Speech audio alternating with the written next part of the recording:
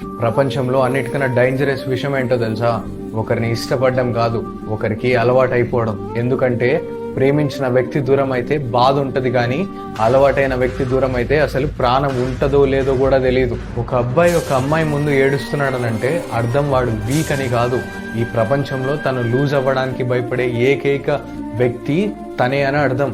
ఒక అమ్మాయి ఒక అబ్బాయి కోసం తన సెల్ఫ్ రెస్పెక్ట్ని తగ్గించుకుంది అని అంటే అది పిచ్చి కాదు.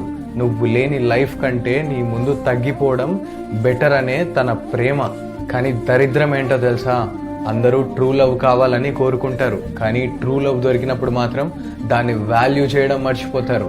ఒకసారి ఆలోచించు, నువ్వు కేర్ చేయకపోయినా నిన్ను కేర్ చేసే వాళ్ళు ఉన్నారు అని అంటే నువ్వు చాలా లక్కీ అని అర్థం.